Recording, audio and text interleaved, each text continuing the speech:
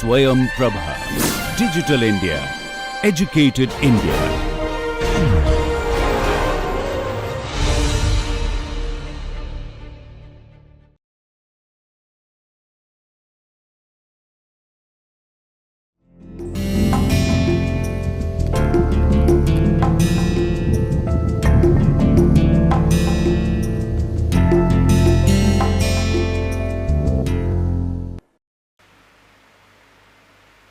Welcome to lecture 30 of the course on multivariate data mining methods and applications. The title of this lecture is Partition around Medoids, that is PAM clustering algorithm. In the last lecture, we have discussed centroid clustering, which uses some centroid for clustering purpose. However, the centroid may not be a data point. The Medoid is a data point, a centrally located data point of the cluster. Otherwise, PAM clustering algorithm is quite similar to centroid clustering. The basic difference is that we are using a data point which is centrally located in the cluster. So, in this lecture, we are going to discuss the PAM clustering algorithm. We will also discuss the fuzzy clustering analysis and silhouette plot and the role of silhouette plot in clustering. Now, first we discuss the problem of chaining in clustering. Chaining is a series of connected clusters, and these clusters resemble a chain. So, although you have different clusters, but those clusters are connected like chains, and chaining occurs when the clustering algorithm is not able to properly distinguish between different clusters. And while discussing single linkage clustering, we observe that the single linkage clustering often suffers from the problem of chaining. Now, what causes chaining?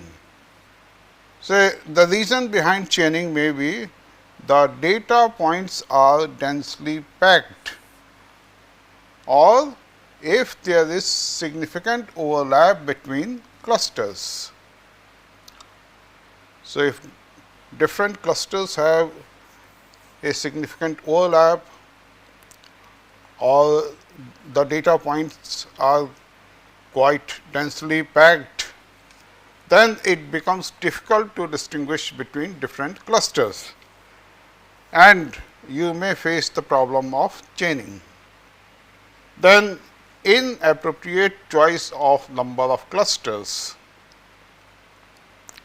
Say, suppose you have not selected the number of clusters appropriately, or the selection of distance metric is not appropriate, or the linkage method which you have considered for clustering is not appropriate. Then, in all such cases, when you have not appropriately chosen the parameters, you may face the problem of chaining. Sometimes you also face the problem of chaining in the presence of noise or outliers in the data. Then, what are the solutions? The first solution which one may consider is adjust clustering parameters. Look at the number of clusters and then try to adjust the number of clusters.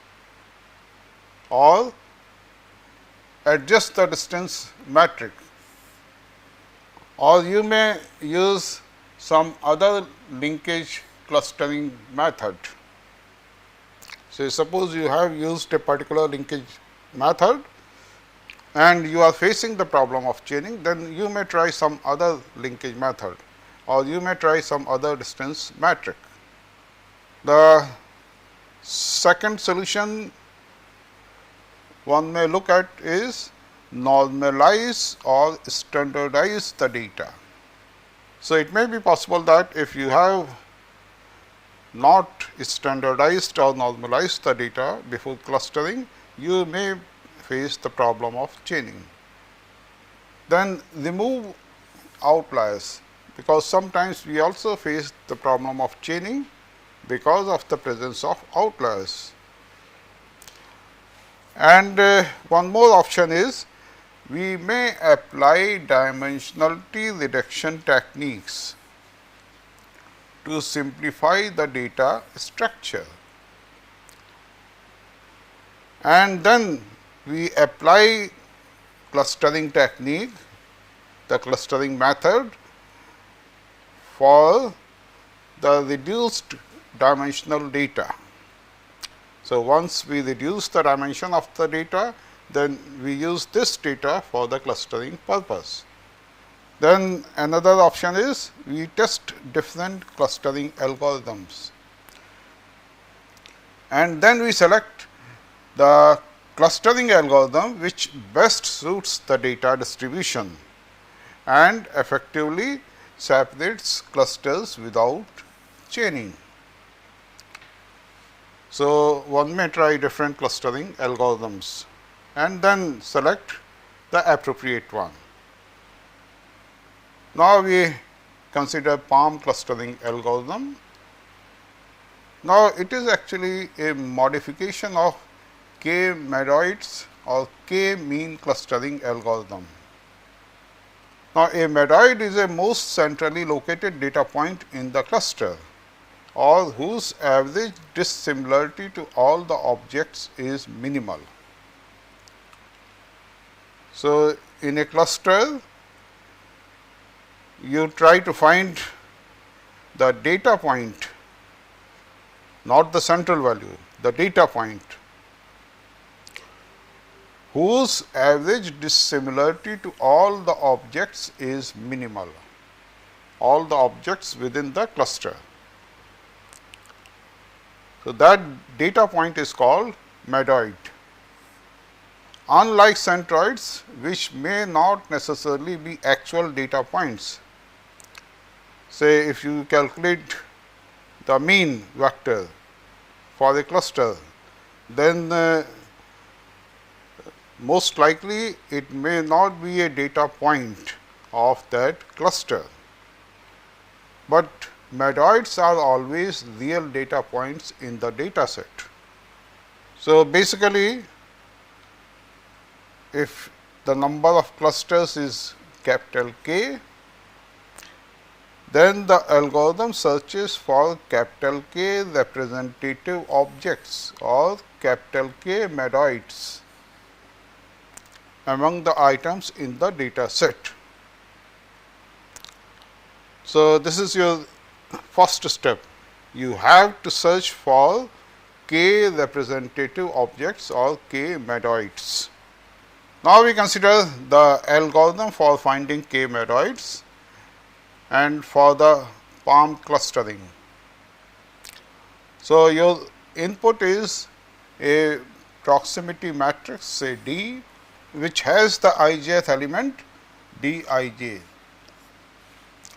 and capital K, which is the number of clusters. So, this is your input.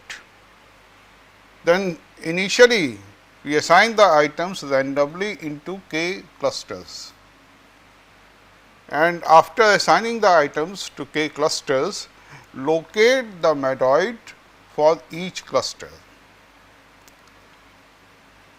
Means for each cluster you want to find the centrally located data point. Medoid of the kth cluster is the item in the kth cluster that minimizes the total dissimilarity to all other items within that cluster. So, this is how we get the Medoid, a data point which minimizes the total dissimilarity to all other items in that cluster, and this is for all k equal to 1 to capital K. Then for k Medoid clustering, the next step is for the kth cluster, reassign the kth item to its nearest cluster Medoid, so that the objective function, this is your objective function, d I k is the dissimilarity, and ESS Medoid is equal to summation I equal to 1 to capital K. We take summation over all clusters and summation C I equal to K, is the cluster to which ith observation belongs is say K, d I k, and we reassign the items in such a way that ESS Medoid is reduced in magnitude. Here C I is the cluster containing the ith term. Then we repeat the step 3 and reassignment step 4a, this step, until no further reassignment of items takes place. Then we consider this step 4b for partitioning around Medoids clustering.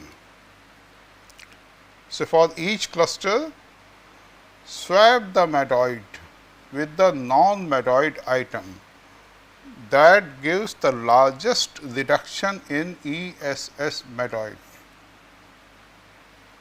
Remember, initially we have assigned the items to different clusters randomly, and then we have obtained the Medoids. After that, we did the reassignment. So, Medoid of each cluster may change. So, we swap the Medoid with non-Medoid item of that particular cluster, and in such a way that it gives the largest reduction in ESS Medoid. We again go to the swapping process over all clusters. So, we repeat it for all clusters until no further reduction in ESS Medoid takes place. Then actually this method is more robust to outliers and missing values, as it minimizes a sum of dissimilarities instead of a sum of squared Euclidean distances. The sum of squared Euclidean distances are more affected by outliers. After all, you are taking the square also, and this is also affected by the missing values, whereas the Medoid is not so much affected by missing values or outliers. Now, we come to the fuzzy analysis. In partitioning methods of k-mean or PAM, each item is assigned to one and only one cluster. So, we assign the item to a particular cluster, you can say with probability 1. In fuzzy clustering, items are assigned probabilities of belonging to each of the k clusters. So, in k-mean or PAM clustering algorithm, the probabilities that a particular item belongs to a cluster are like this. For the cluster to which it does not belong, the probability is 0, and for the cluster to which it belongs has probability 1. Whereas, in fuzzy clustering, we assign probabilities to each and every item for belonging to each of the k clusters. Now, suppose UIK is the strength of the membership of the ith item for the kth cluster.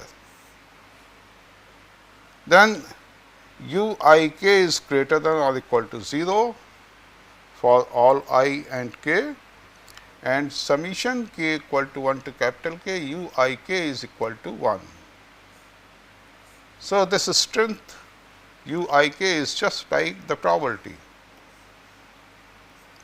UIK gives you, in some sense, it gives you the probability of membership of the item for the kth cluster or strength of membership. Now, for given proximity matrix D and number of clusters k, UIK are obtained by minimizing the objective function. We take the objective function summation small k equal to 1 to capital K. So, we take summation over all the clusters, then summation over I, summation over j, UIK square, UJK square, Dij, which is the proximity between ith and jth item, divided by twice summation over L U L k square. So, we consider this objective function, and then we minimize this objective function subject to the non-negativity and unit sum, means these conditions. Restrictions using iterative algorithm. Of course, I am not going into the details of fuzzy clustering, but this is the main idea behind fuzzy clustering. We assign probabilities or strength that a particular item I belongs to a particular cluster K, and for obtaining UIKs, we minimize this objective function subject to these restrictions. Now, we consider Silhouette plot. Silhouette plot is a graphical display of resulting partitioning of data. And suppose Ck is a given clustering of the data into k clusters. We have capital K clusters, and this is a given clustering of the data. And Ci is the cluster containing the ith item. Further, Ai denotes the average dissimilarity of that ith item to all other members of Ci. So, for the ith item, what we do? We observe the dissimilarity of the ith item with all other items in the cluster containing the ith item, and then we take the average dissimilarity, and suppose the average dissimilarity is Ai. Then DIC gives the average dissimilarity of the ith item to all members of C some cluster other than C I. So, this A I is the average dissimilarity of the ith item to all other members of C I, whereas D I C is the average dissimilarity of the ith item to all members of C some cluster other than C I. So, C is that cluster which is other than C I, and B I is the minimum C not equal to C I, D I C. Now, if B I equal to D I capital C, then cluster capital C is regarded as the second best cluster of the ith item. The first best cluster is C I, and if for a cluster capital C,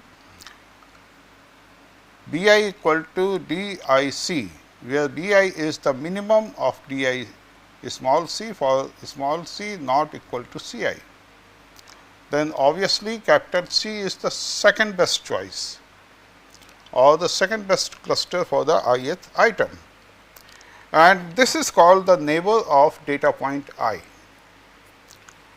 Then the ith silhouette value or width is defined as SICK equal to, say we denote it by SI capital K, which is equal to BI minus AI upon maximum of AI BI,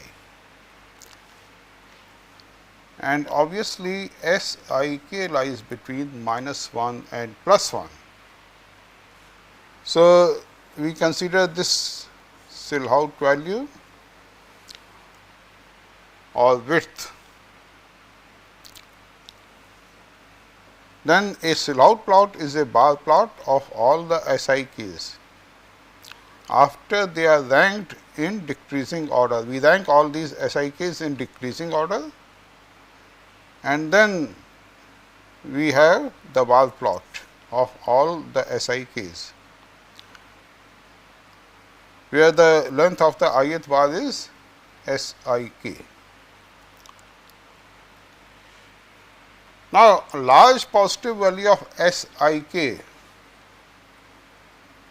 means AI is close to 0. When you have large positive value of SIK, then AI is close to 0, and then this indicates that the ith item is well clustered. Even the second choice of cluster for the ith item is much worse than the choice C I. Large negative value of SIK,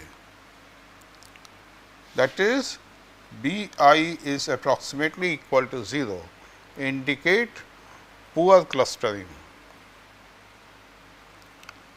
There is not much difference between the first choice C I and the second choice say capital C. So, the clustering is poor,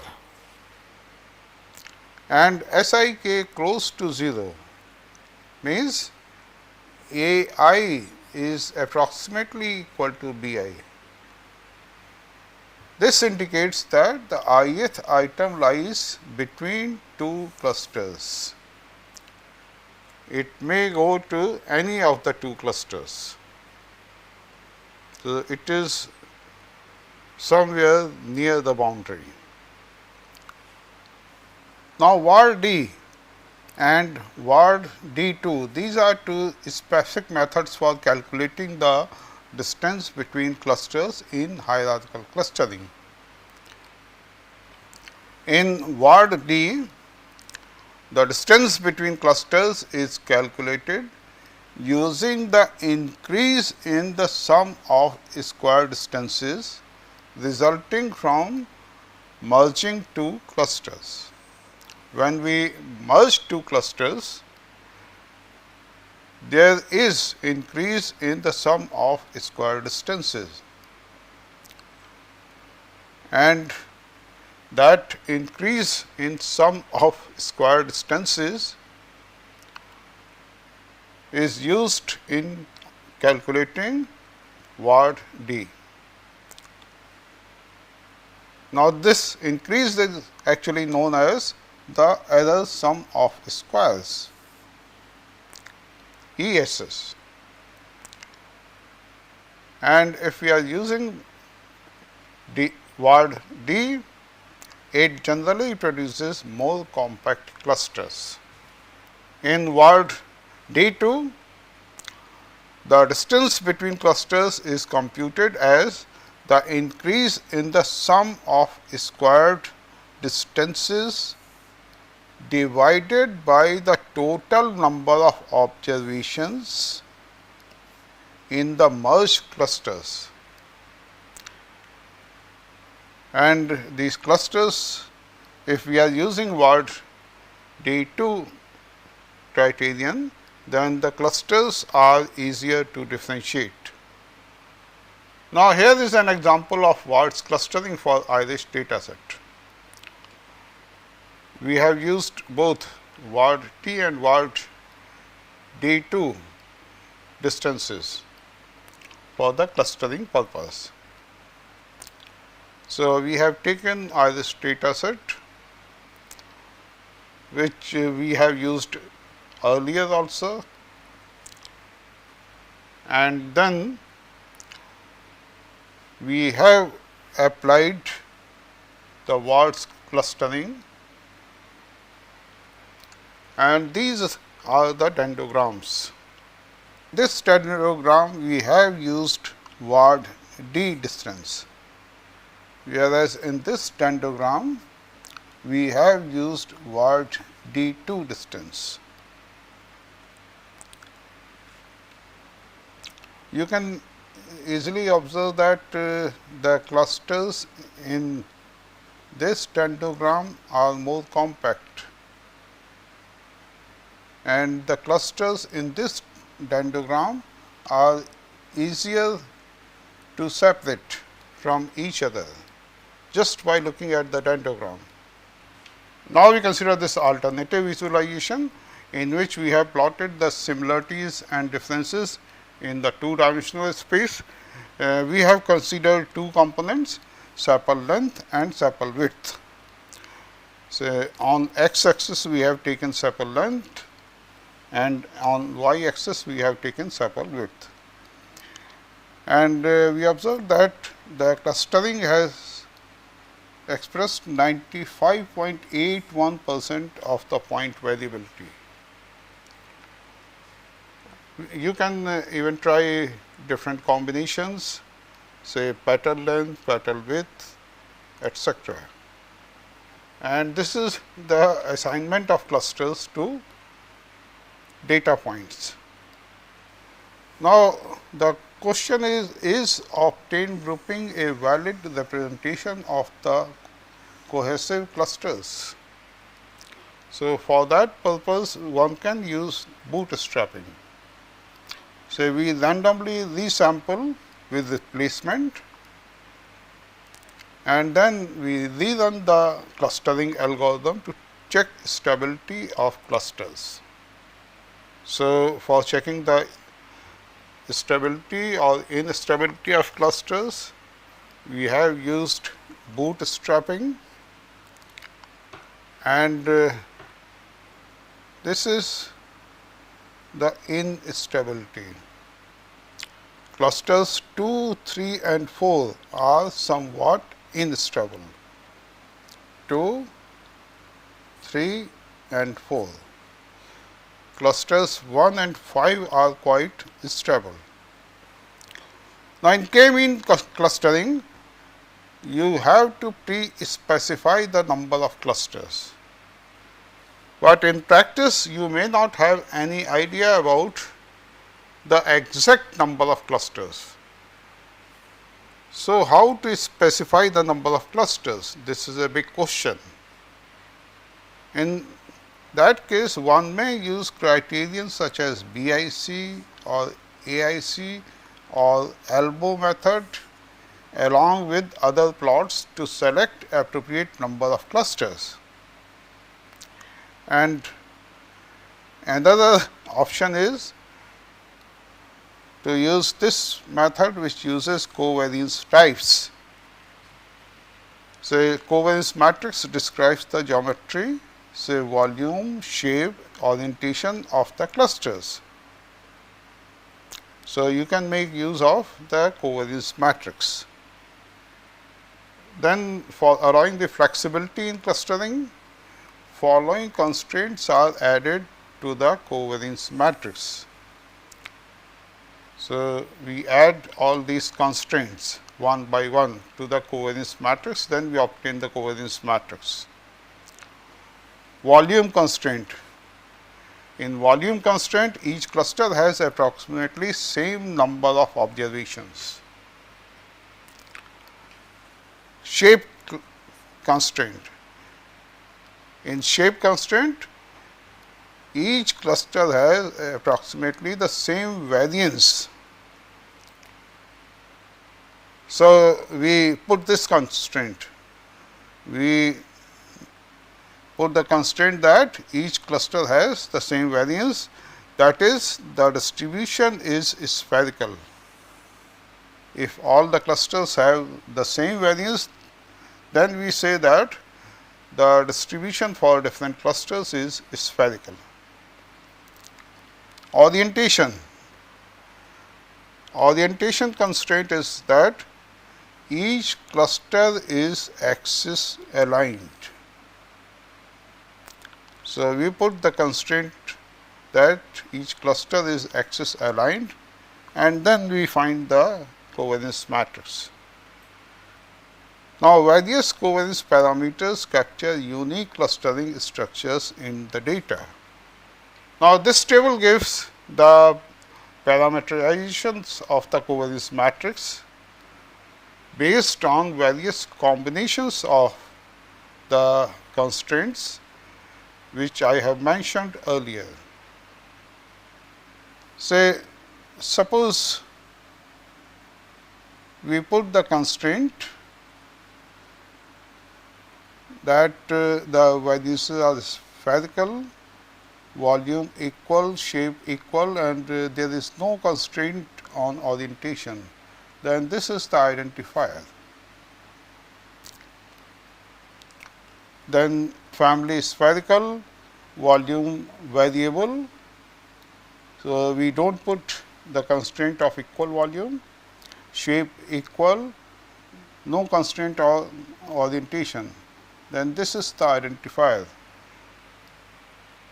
And then here you are taking the variances diagonal, volume equal, and so on. So, these are the identifiers for all these different constraints. So, basically what we do, we obtain the covariance matrices based on various combinations of the constraints, and then these are the identifiers. And for each case, we draw BIC against the number of components,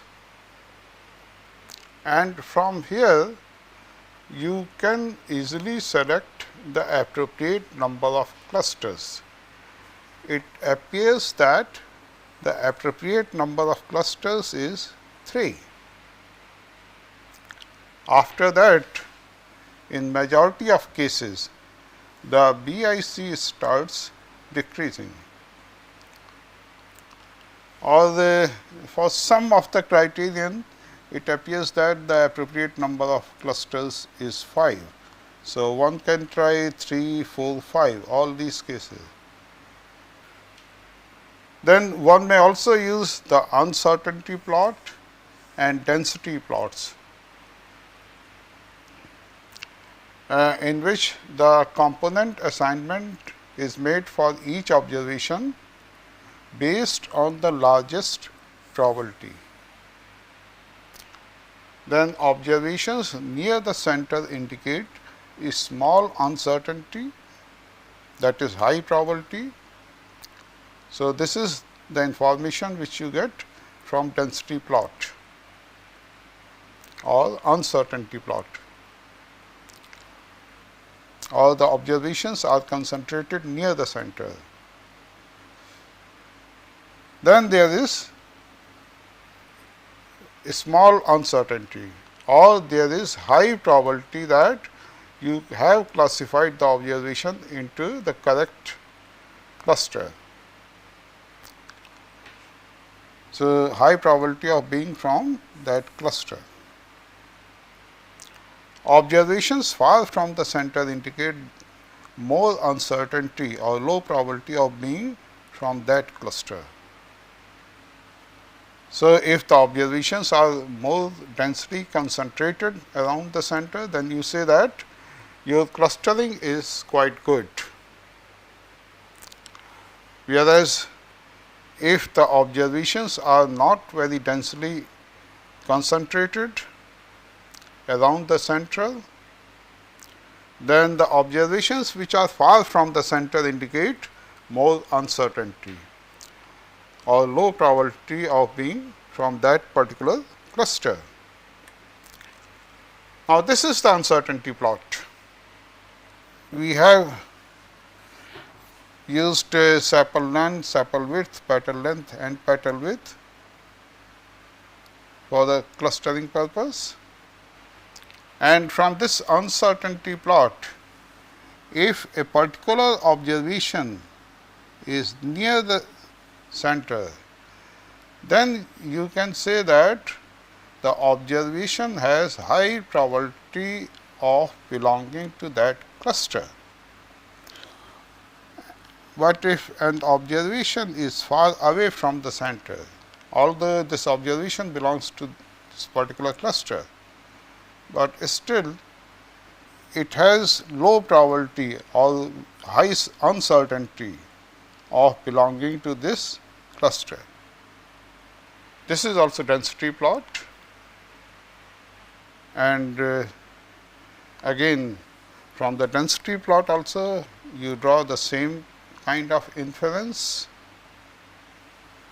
Now, we again come to the problem of selection of number of clusters.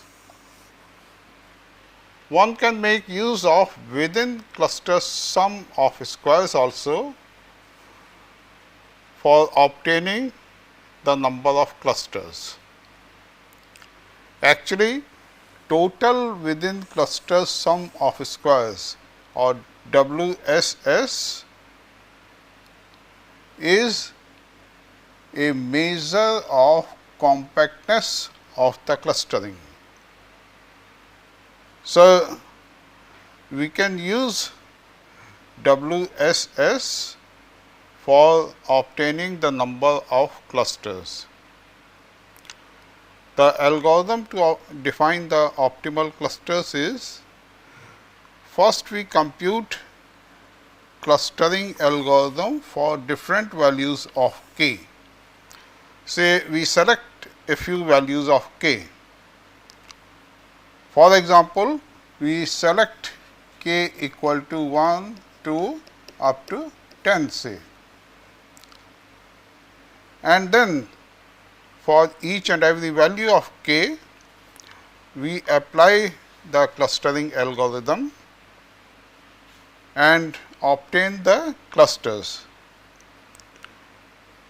And along with the clusters, we also calculate WSS within cluster sum of squares. Obviously, if within cluster sum of squares is small, then the cluster is more compact, and if it is large, then the cluster is not so compact. So, if WSS is large, then there is a possibility of dividing the present cluster into 2 or more clusters. So, we calculate WSS for each k. Then we plot WSS against the number of clusters.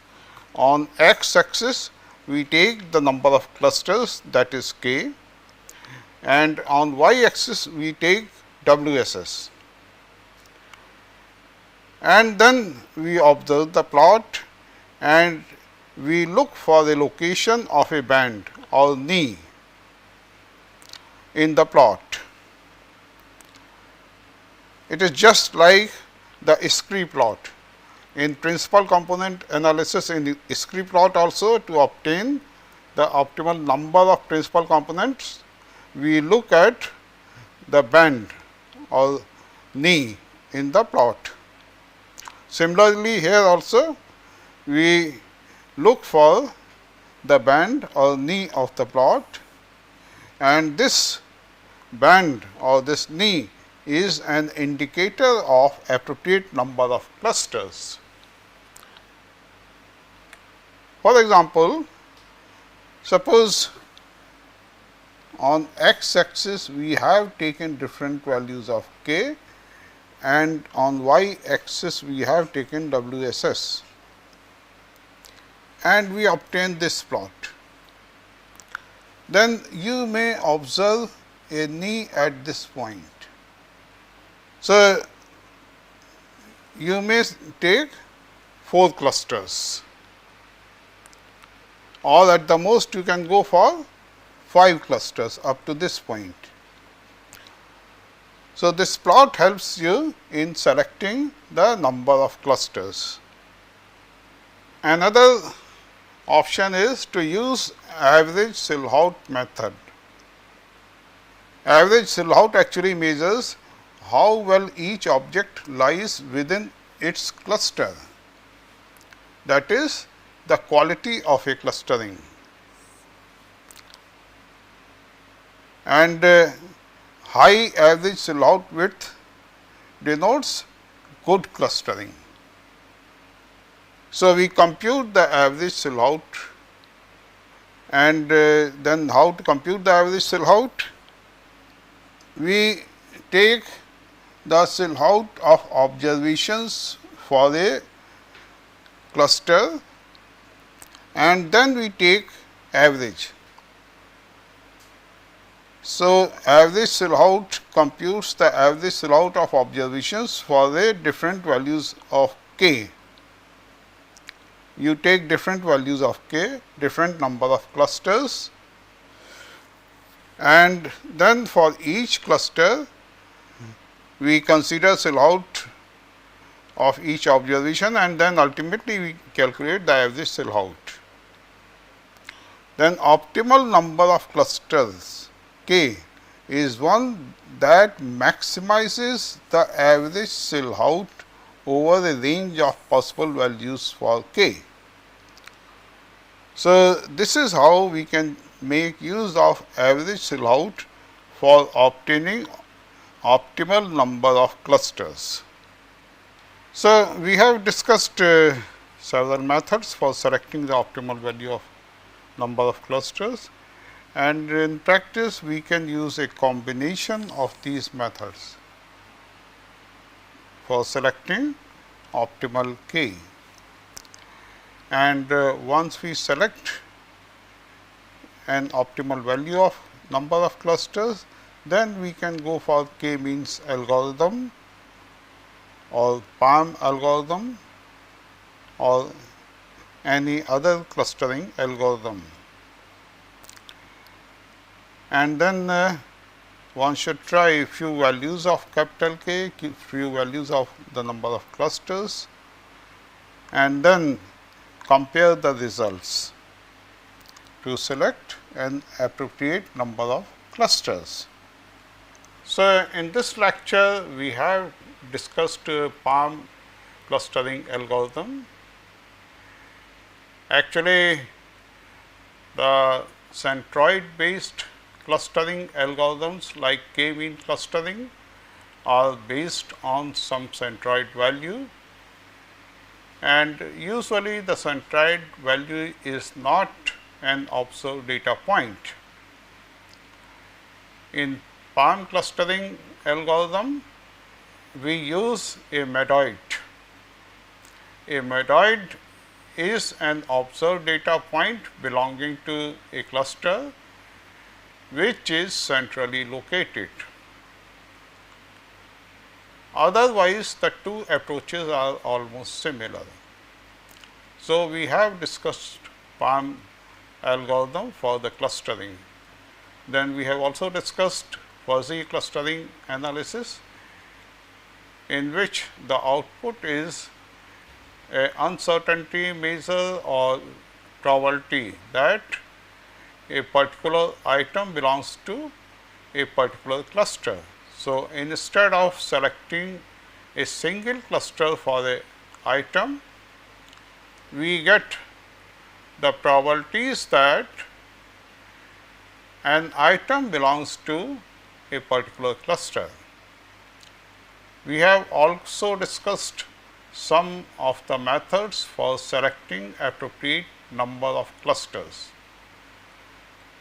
So, once we apply these methods and we select the appropriate number of clusters, then after selecting the appropriate number of clusters, we can go for k-mean clustering or PAM clustering algorithm.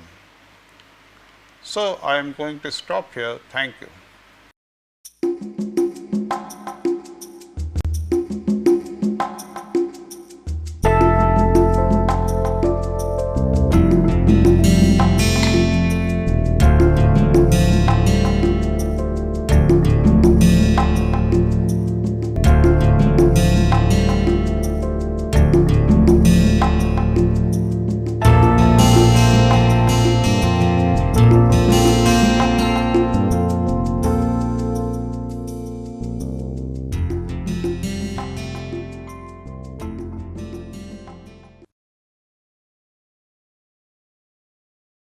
Hi, I am Chitwan Lalji, a PhD student of Health Economics under the supervision of Dr. Debayan Pakrashi from the Department of Humanities and Social Sciences, IIT Kanpur. In one of my essays, I am interested in understanding the relationship between consumption of fruits and vegetables and various health indicators. Health indicators, both subjective and objective health indicators like mental health, self-assessed health, various measures of blood pressure and various measures of cholesterol. Measures of blood pressure like systolic and diastolic BP, you have your incidence of high BP, MAP and incidence of high MAP. And as far as cholesterol is concerned, I have tried to concentrate more on total cholesterol, good cholesterol and incidence of high cholesterol. Now, before I go on to what have been my major contributions and various policy implications, I would like to briefly tell you about the policy initiatives of WHO and various countries. The WHO, that is the World Health Organization, it started with a campaign of 5 a day. That is, you should have 5 portions of fruits and vegetables per day. That would be approximately, you could say, 400 grams of fruits and vegetables. Now, a portion, before we go further, I'll just tell you what exactly is a portion. One portion is equivalent to a medium-sized apple, or one small glass of fruit juice, which is approximately 150 milliliters, and maybe 3 teaspoons of vegetables. So, the WHO went with a 5 a day campaign, which was further taken up by various countries. Countries like UK, Netherlands, Germany, Norway, they adopted the 5 a day policy, while some went for expansionary dietary policies like France, Australia, Canada, Denmark. So, for example, Australia, it went for 2+5 policy, in which it said that you should consume 2 portions of fruits and 5 portions of vegetables per day. And USA went for a policy of fruits and vegetables more matters. That is, you must consume more and more fruits and vegetables. Now, irrespective of these expansionary dietary policies and dietary propagations, it has been found that only 28% of women and 25% of men, they actually meet the recommended dietary norms of 5 a day portion. So the major contribution of my work is firstly to find an association between fruits and vegetables, whether there exists a relationship between fruits and vegetables and health indicators, and if they exist, whether due to heterogeneity in the data, so I will be doing it according to age, by gender and by your weight. So apart from that, I will go for policy recommendations, in which I am basically studying how much fruits and vegetables matter. Apart from that, which type matters more. So for that, I have taken data from the Health Survey of England. Health Survey of England is an annual survey which takes data, which conducts information regularly on demographic and socioeconomic characteristics.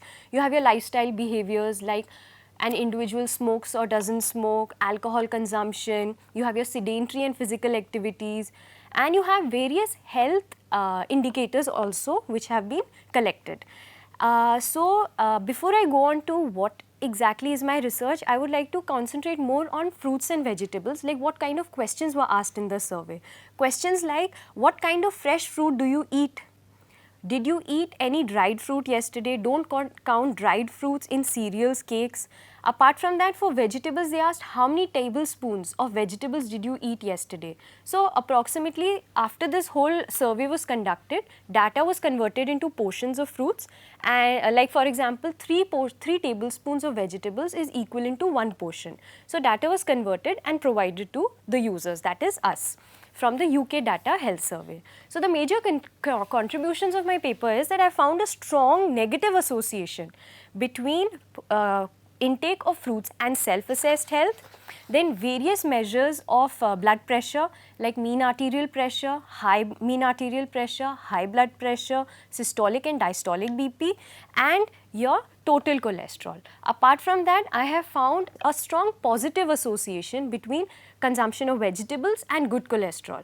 So it is recommended in a way that if you want to control your blood pressure, you must consume more and more fruits. And as far as vegetables are concerned, they impact your good cholesterol.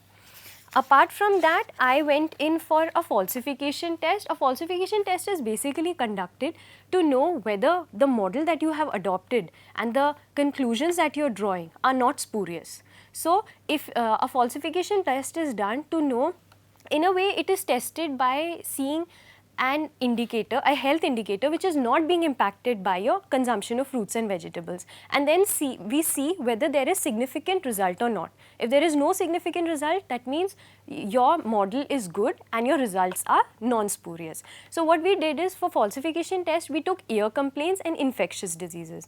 Now ear complaints, like if you are deaf since birth or you have some kind of imbalance, body imbalance, that is not being impacted by your consumption of fruits and vegetables, and we did find insignificant results. Apart from that, infectious diseases like HIV, AIDS, etc., we found similar insignificant results, indicating that our results are not non-spurious. Apart from that, we went, since there was a lot of heterogeneity in the data, like by gender, by age and by weight, we did the regression analysis. We found results which stated that as far as fruits are concerned, it impacts a male's health more than a female's health. So it is basically said a man should consume more fruits to impact his health, whereas as far as vegetables are concerned, they impact a woman's health more. But this has been only seen as far as cholesterol is concerned, the various measures of cholesterol like total cholesterol, good cholesterol and your incidence of getting high cholesterol. Now after this, we went in for a policy implication, and in the policy implication we tried to find 2 policy implications: what matters and exactly how much portion matters. So as far as how much portion matters, we have found that on an average 5 or more portions of fruits impact your overall health, that is your self-assessed health, your MAP, your incidence of high MAP and incidence of high BP. But if you want to have a good mental health, so you can optimize your mental health by consuming 3 or 4 portions of fruits as well. And similarly, as far as self-assessed health and total cholesterol is concerned, an individual must consume 4 to 5 portions to optimally have the impact of consumption of fruits. Apart from that, vegetables have had a very little impact on your health. It only impacts your incidence of getting high MAP and high BP, and it's seen that only it impacts when you consume 5 or more portions of fruits. So, an optimum consumption of 5 or more portions of fruits and vegetables are recommended, but fruits have a more impact on your overall health, on various measures like self-assessed health, mental health, your various measures of blood pressure and various cholesterol levels. Another thing that we find is which type of fruit matters. It has been seen that all size fruits, they impact your self-assessed health, your systolic and diastolic blood pressure, your mean arterial pressure, your high BP and incidence of getting high MAP and high cholesterol. But we find that as far as frozen fruits or canned fruits are concerned, they help in regulating your incidence of getting high MAP or high BP, but it has a trade-off. That means there is something negative happening. It reduces the good cholesterol in your body. Apart from this, if you have an incidence of getting high cholesterol, it is recommended that you must consume fruit juices because it has a impact in reducing your probability of getting high cholesterol. And dried fruits, they impact your self-assessed health. As far as vegetables are concerned, very little impact has been seen. It has only been seen in case of portion of salads and its association with self-assessed health. Another thing that they have seen is vegetables in composite, they have an association with good cholesterol. So overall, my research basically says that there is an association between consumption of fruits and vegetables and various health indicators, and it is highly recommended that an individual, in order to be healthy, must consume 5 or more portions of fruits and 5 or more portions of vegetables per day, but fruits have a more impact on your overall health. Apart from that, all size fruits, they have a better impact on your overall health, your mental health, various measures of blood pressure and cholesterol. So, thank you.